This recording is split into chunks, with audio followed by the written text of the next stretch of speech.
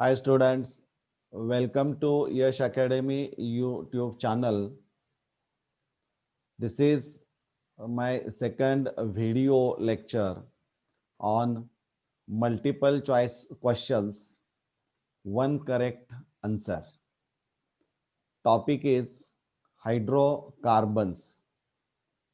या व्हिडिओमध्ये hydrocarbons, alkanes, alkenes, alkynes and aromatic hydrocarbons, benzene यावर क्वेश्चन्स जे विचारलेले आहेत त्यावर आपण आज चर्चा करणार आहोत. Now let us start the multiple choice questions one by one. Now we'll discuss the first question. The number of structural isomers for C6H14 is. Structural isomers. Isomers means having the same molecular formula but different arrangement. That is the different structural arrangement or chain of carbon atom C6H14. That is the hexane. हा हेक्झेन असणार आहे. This is the normal हेक्झेन. दिलेल्या option मध्ये कोणता आहे तो आपण बघूया. इथं एक आपण पहिलं स्ट्रक्चरल आयसोमर काढतो की ज्यामध्ये in which all the carbon atoms are in a continuous chain. That is the n hexane. Second is second पोझिशनवर मिथाइल ग्रुप आहे. That is the two methyl pentane और 3-methyl pentane or 2,3-dimethyl butane, and last one is a 2,2-dimethyl butane. म्हणजे these are the 5 isomers of C6H14. So we can write maximum of 5 isomers. So the correct option or answer of this multiple choice question is C, 5. This question was asked in IIT paper 1 2007. 2007 मध्ये हा प्रश्न विचारलेला आहे. यामध्ये जे प्रश्न आपण select केलेले आहेत विद्यार्थी मित्रांनो ते असे आहेत की जे यापूर्वी विचारले आहेत आणि त्या प्रश्नाच्या आधारे तशा पद्धतीचे प्रश्न विचारले जाऊ शकतात. आणि त्यामुळं इथं जे प्रश्न असणारे आहेत ते तुमचे बेसिक कन्सेप्ट सगळे क्लिअर करणारे आहेत आणि ते तुम्हाला लक्षात ठेवून त्यावर प्रश्न सोडवता येण्यासारखे आहेत. Next question. The correct order of boiling points of 2,2-dimethyl propane, 2-methyl butane and N-pentane is. म्हणजे इथं आता ऑप्शन पाहण्यापूर्वी त्यांनी बॉइलिंग पॉइंट्स दिलेले आहे. Compounds are given to you, alkanes are given to you. That is 2,2-dimethyl propane, 2-methyl butane and N-pentane. आता तुम्हाला माहित आहे की बॉइलिंग पॉइंट्स च्या बाबतीमध्ये जर आपण फिजिकल प्रॉपर्टी एक्सप्लेन करायची असेल तर first of all you must know the van der Waals force of attraction. Van der Waals force of attraction is directly proportional to the surface area. Larger the surface area, larger is the force or greater is the force of attraction and higher is the boiling point. म्हणजे हा एक भाग आहे. म्हणजे जितका surface area जास्त असेल तेवढा बॉइलिंग पॉइंट जास्त. आणि जर सरफेस एरिया कमी होत असेल तर बॉइलिंग पॉइंट डिक्रीजेस. म्हणजे as the branching of alkanes increases, म्हणजे ब्रांचिंग जितकं वाढत जाईल तितका surface area decreases, boiling point also decreases. एवढं लक्षात ठेवलं आणि दिलेल्या कंपाऊंडची स्ट्रक्चरल फॉर्म्युले जर तुम्ही काढत गेला तर तुमच्या लक्षात येईल की याचं करेक्ट आन्सर काय असणार आहे. इथं मी तुमच्या अंडरस्टँडिंगसाठी स्पेस फिलिंग मॉडेल्स या 2,2-dimethyl प्रोपेनचं इथं काढलेलं आहे. पा इथं एक कार्बन आहे, इथं मध्ये एक दुसरा आणि इकडं तिसरा, असे 3 कार्बन ॲटम्स आहेत आणि central carbon atom is attached this 2 carbon atoms. म्हणजे इथं तुमच्या लक्षात येईल की हा एक कार्बन आहे, इथं एक कार्बन दिसतोय आणि या दोन्हीच्या मध्ये एक तिसरा कार्बन ॲटम आहे आणि हा जो कार्बन ॲटम असणार आहे it is attached to 2 methyl groups. So this is the space filling model of two two dimethyl propane. Second जे असणार आहे,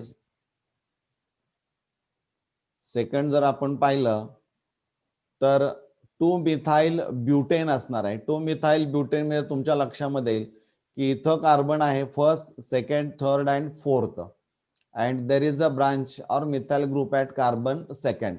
So this is the space filling model of 2-methyl butane, and third one is a space filling model of N-pentane. 5 carbon atoms असणार आहे, they are in a continuous chain. म्हणजे इथं पहिला जो 2,2-डायमिथाइल propane असणार आहे तो असा गोलाकार आकार आपल्याला पाहायला मिळतो, म्हणजे त्याचा सरफेस एरिया हा कमी झालेला आहे.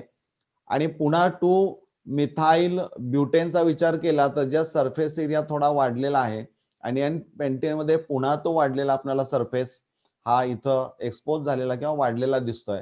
त्यामुळं याचा बॉइलिंग पॉइंट हा सगळ्यात जास्त असणार आहे, त्यानंतर याचा असेल आणि त्यानंतर याचा असणार आहे. So out of the 4 options यामधलं n pentane has a higher boiling point than two methyl butane than 2,2-dimethyl propane. म्हणजे this is the correct option of this MCQ. बरोबर आहे. म्हणजे स्पेस फिलिंग मॉडेलच्या आधारे हे तुम्हाला पटकन सांगता येईल की स्ट्रेट चेन असल्यामुळं सरफेस एरिया जास्त, त्यामुळं van der Waals force of attraction जास्त, त्यामुळं बॉइलिंग पॉइंट जास्त. 2,2-डायमिथाइल प्रोपेन मध्ये इथं ब्रांचिंग आहे, त्यामुळं स्पेस फिलिंग मॉडेलवरनं तो आकार व्हॉल्यूम किंवा आकार कमी झालेला, सरफेस एरिया कमी झालेला पाहायला मिळतो, आणि त्यामुळं van der Waals force of attraction पण तिथं कमी असणार आहे. म्हणजे या पद्धतीनं प्रश्नांची उत्तरं आपण शोधली पाहिजेत असं मला वाटतंय. समजलं असेल तर आपण पुढं जाऊया. Now third question, which of the following conformers for the ethylene glycol is the most stable? Conformation is a stereoisomerism. यापूर्वी तुम्ही 11th स्टँडर्डला निश्चित अभ्यासलेला असणार आहे कन्फॉर्मेशन. तर यावर प्रश्न हमखास विचारलेला आहे, त्यावरून तुम्हाला स्टॅबिलिटी सांगता यायला पाहिजे. इथं तुम्हाला माहित आहे की कन्फॉर्मेशनचा अभ्यास करायचा असेल तर तुमच्या लक्षात यायला पाहिजे की 2 कार्बनच्या मध्ये सिंगल बॉन्ड असणार आहे. There is a free rotation because this 2 carbon atoms are joined by sp3 hybridisation. म्हणजे sp3 हायब्रिड ऑर्बिटलचं ऍक्सेल ओव्हरलॅपिंग होतं. So there is a free rotation. म्हणजे इथिलीन ग्लायकॉलचं स्ट्रक्चर जर आपण या मॉडेलच्या स्वरूपामध्ये तुमच्या समोर जर ठेवलं तर तुमच्या लक्षामध्ये येईल की इथं हा CH2 आहे, इथं OH आहे, सिंगल बॉन्ड CH2OH. म्हणजे CH2OH CH2OH this is the ethylene glycol.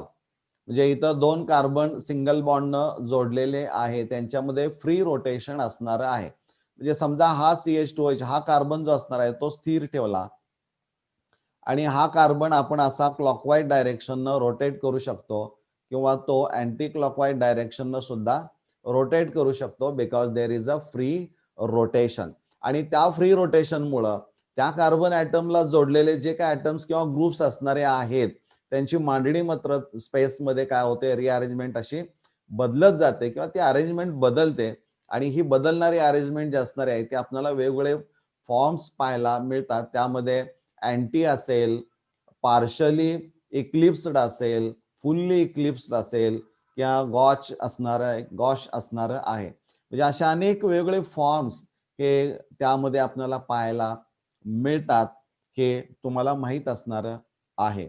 आता यामध्ये दिलेल्या ऑप्शन पैकी कोणता ऑप्शन करेक्ट आहे, तर इथं आपण जर पाहिला ए ऑप्शन, तर यामध्ये OH group they are exactly opposite. त्यामुळे इथं एक्झॅक्टली अपोजिटचा विचार जर केला तर ही जी पोझिशन असणारी आहे दिस इज कॉल्ड अँटी. म्हणजे स्टॅगर्ड फॉर्म असणार आहे तो anti. So there is a no repulsion between this 2 OH group as well as there is a no torsional strain. त्या दोन्ही ग्रुप एकमेकापासून अवे फ्रॉम इच अदर असल्यामुळं त्यांच्यामध्ये कुठंही स्ट्रेन आपल्याला दिसत नाही. हे जर स्ट्रक्चर आपण जर मॉडेल पाहिलं तुमच्या लक्षात येईल की both OH groups they are away from each other. So त्या दोघांच्या मध्ये या दोघांच्या मध्ये मिनिमम रिपल्शन आपल्याला पाहायला मिळणार आहे. So this form is a most stable form. मग हे करेक्ट आन्सर आहे का, तर बाकीचे आपण विचारात घेऊया, त्यानंतर ठरवूया. बी ऑप्शनचा विचार जर केला तर this is the fully eclipsed form. ओएचच्या पाठीमागे ओएच आहे, एचच्या पाठीमागे एच आहे, एचच्या पाठीमागे एच आहे. सो एक्झॅक्ट ओव्हरलॅपिंग झालेलं आपल्याला पाहायला मिळतं. त्यामुळे फुल्ली इक्लिप्स्ड फॉर्म हा इथिलीन ग्लायकॉलचा असेल. सी यामध्ये OH OH जवळ असल्यामुळे यांच्यामध्ये स्ट्रॉंग रिपल्शन असणार आहे. रिपल्शन म्हटलं की एनर्जी वाढते आणि त्यामुळं हा लिस्ट स्टेबल असणारा आहे. इथं जो सी ऑप्शन असणार आहे, इथं तुमच्या लक्षामध्ये येईल की हा OH ग्रुप आपण 60 डिग्रीनं अँटी क्लॉकवाईज डायरेक्शन मध्ये फिरवलाय. It is a partially eclipsed form of ethylene glycol. त्यामुळं इथंही स्टॅबिलिटी ही कमी असणारी आहे. आणि डी ऑप्शन जर पाहिला तर इथून आपण इकडं 60 डिग्रीनं फिरलेलो आहे. 60 डिग्री हा जो फॉर्म असणार आहे याचा विचार जर केला तर दोन OH ग्रुप हे थोडेसे 60 डिग्री अँगल मधून एकमेकापासून असे दूर गेलेले आपल्याला पाहायला मिळतील. परंतु त्यामुळे होतं काय की देर is a formation of hydrogen bonding. म्हणजे इथं हायड्रोजन बॉन्ड आपल्याला ऑब्झर्व करायला मिळतो. या OH मधला H it forms hydrogen bond with oxygen of another OH group आणि त्यामुळं it gives extra stability. So out of these 4 options, D option is a Gauss form and is a most stable because there is a hydrogen bond and there is a no strain, that is the torsional strain. असं त्यामध्ये कुठेही तणाव दिसत नाही कारण ते थोडेसे एकमेकापासून OH group दूर अंतरावर असणारे आहेत. म्हणजे या पद्धतीनं याची उत्तर आपल्याला शोधता यायला पाहिजेत. अशा अनेक वेगळे कंपाऊंड देऊन तुम्हाला स्टॅबिलिटी विचारली जाऊ शकते किंवा कोणामध्ये मिनिमम रिपल्शन किंवा मॅक्झिमम रिपल्शन आहे हेही आपल्याला सांगता यायला पाहिजे. किंवा काही असे कन्फॉर्मेशन्स दिली जातात स्ट्रक्चर्स की ज्यामध्ये एक्स आणि वाय नोटेशन असतं आणि त्यामध्ये मग हे ग्रुप इथं ठेवल्यानंतर मिळणारे जे कन्फॉर्मेशन असणारे आहे त्यामध्ये नेमके कोणते स्टेबल असणारे आहेत हे पण विचारलं जाऊ शकतं. म्हणजे कन्फॉर्मेशनवर हा प्रश्न हा असणारा आहेच. विद्यार्थी मित्रांनो, हे मला वाटतंय तुम्हाला समजलेलं असणार आहे. आपण आता पुढं जाऊया. हे पहा, इथं या पद्धतीचे हे तुमच्या माहितीसाठी एकमेकापासून दूर अंतरावर आहेत आणि इथं एकमेकापासून जवळ असल्यामुळं पुढं यांचं हायड्रोजन बॉन्ड हा ऑक्सिजन या हायड्रोजन बरोबर हायड्रोजन बॉन्ड तयार करू शकतो. Next question. Ozonolysis of an alkene produces only one dicarbonyl compound.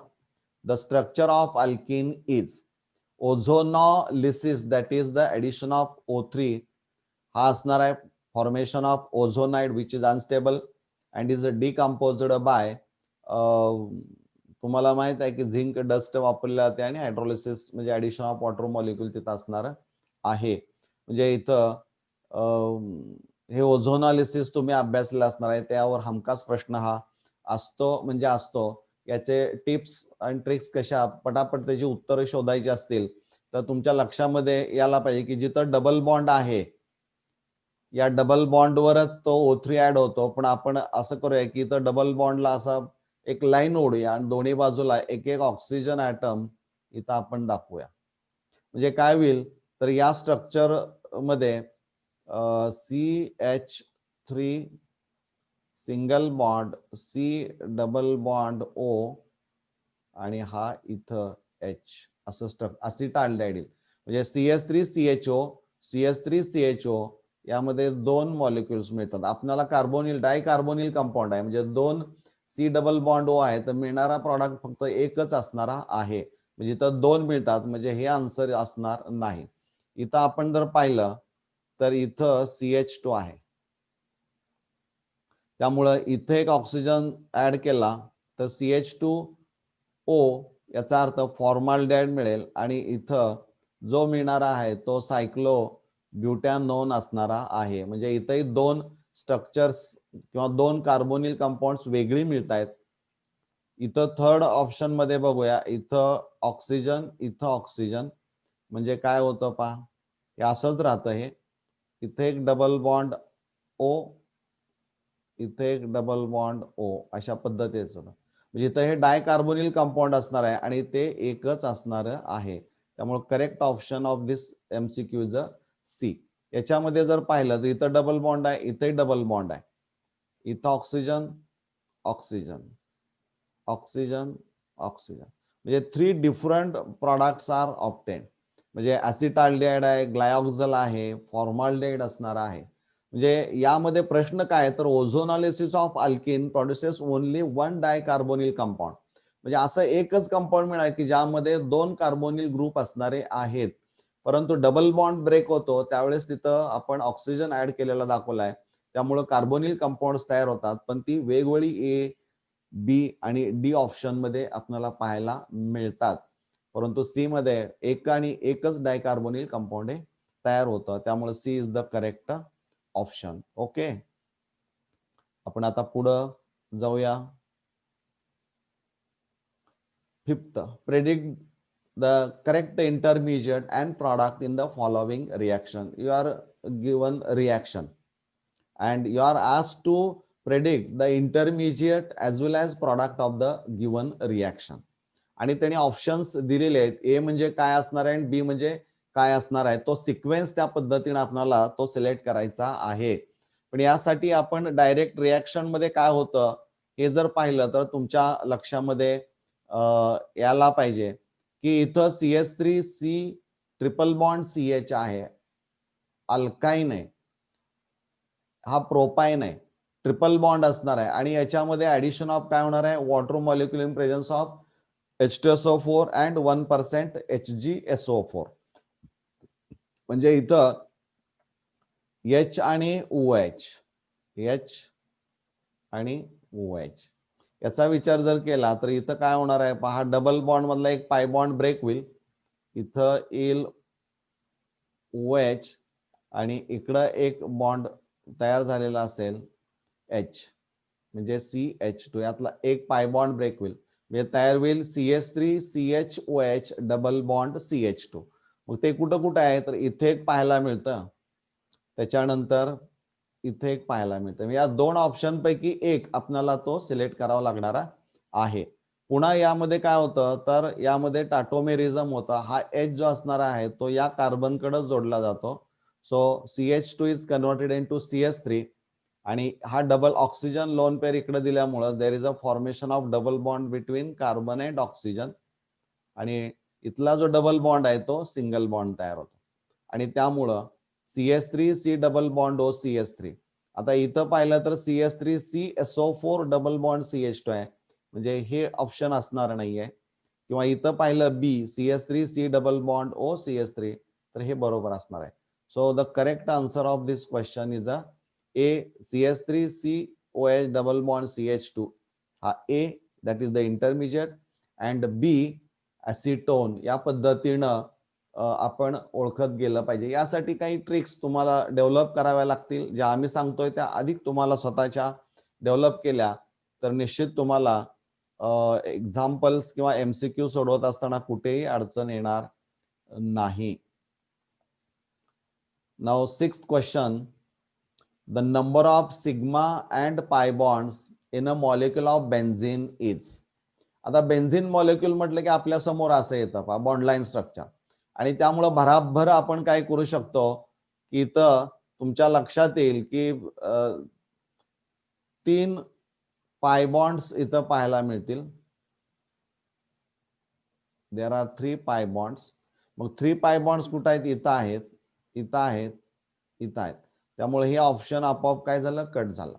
आता प्रश्न असा आहे की त्यामध्ये सिग्मा बॉन्ड्स किती आहेत. बऱ्याच वेळा असं होतं की विद्यार्थी 1 2 3 4 5 अँड 6 म्हणजे मग तो लिहिणार हे आन्सर असणार आहे म्हणून 6 सिग्मा अँड 3 पाय असं होऊ शकतं, कारण आपल्या डोळ्यासमोर हे स्ट्रक्चर नेहमी असतं. पण ऍक्च्युली तुम्हाला माहित आहे की बेन्झीनचं जे स्ट्रक्चर असणार आहे ते काय असणार आहे, अशा पद्धतीचं आहे. म्हणजे जर स्ट्रक्चर काढलं तर तुमच्या लक्षात येईल की इथं 3 पाय बॉन्ड्स आहेत आणि राहिलेले सगळे सिग्मा असणार आहेत. 1 2 3 4 5 6 7 8 9 10 11 and 12. So there are 12 sigma and 3 pi bonds. So this is the correct option of this question. म्हणजे या पद्धतीनं तो शोध आपण घेतला गेला पाहिजे. ओके, चलो आपण. This is the last question for you. The function of anhydrous aluminum trichloride in the Friedel-Crafts reaction is to absorb HCl, to absorb water, to produce electrophile, or to produce nucleophile. आता याच्यामध्ये महत्वाचं काय असणार आहे तर what is the function of anhydrous aluminum chloride in Friedel-Crafts reaction. मग ते whether it is a alkylation or acylation. इथं असा क्लिअर कट उल्लेख त्यांनी नाही, फक्त त्यांनी विचारलंय की Friedel-Crafts मध्ये एनहायड्रस म्हणजे फ्री फ्रॉम वॉटर मॉलिक्यूल असणाऱ्या अल्युमिनियम क्लोराईडचा नेमका रोल काय असणार आहे. तर तुम्हाला माहित आहे की AlCl3 this is the structural formula. आपण इलेक्ट्रॉनिक स्ट्रक्चर म्हणूया. In AlCl3, central atom is a aluminum and is surrounded by only 2, 4, 6 electrons. So this central atom aluminum requires 1 electron pair. एक कमी पडते, त्यामुळं तो काय करेल, इथं CH3Cl आहे म्हणजे अल्काइल हलाइड आपण घेतो आणि हा ज्यावेळी आपण अल्काइल हलाइड घेऊ त्यावेळेस तुमच्या लक्षामध्ये आला पाहिजे की इथं ही जी electron Cl is more electronegative atom, so it withdraws electron pair towards itself and acquires negative charge. परंतु ही इलेक्ट्रॉन हा निगेटिव्ह चार्ज म्हणजे इलेक्ट्रॉन पेअर कुणाकडे येईल तर याच्याकडे येईल. त्यामुळे ही इलेक्ट्रॉन पेअर इकडे आल्यामुळे Cl कडे चार्ज येईल निगेटिव्ह म्हणजे तयार होईल AlCl4-1 आणि हा जो कार्बन असणार आहे this carbon becomes electron deficient. So electron deficient species that is nothing but electrophile. Carbocation तयार होतो, so it produces the electrophile. म्हणजे in this way we can find out the correct one correct option or answer of the given MCQ. विद्यार्थी मित्रांनो, हा video तुम्ही नीट पहा. यातला प्रत्येक प्रश्न हा तुम्हाला येणाऱ्या सर्व परीक्षांची तयारी करून देणार आहे. त्यामुळे व्हिडिओ हा संपूर्ण पाहणं आवश्यक असणार आहे. Don't take easy. म्हणजे काय होतंय त्याला असं म्हणून चालणार नाही. परीक्षा जवळ येते त्याची तयारी म्हणून तुम्हाला प्रत्येक टॉपिकवर अशा पद्धतीचे प्रश्न 6-7 प्रश्नांची एक मालिका आपण सुरू करतोय आणि ते निश्चित तुम्ही त्यातला आनंद घ्याल आणि निश्चित येणाऱ्या परीक्षेला आनंदाने सामोरे जाल अशी मला खात्री आहे. आपण इथं थांबूया. धन्यवाद.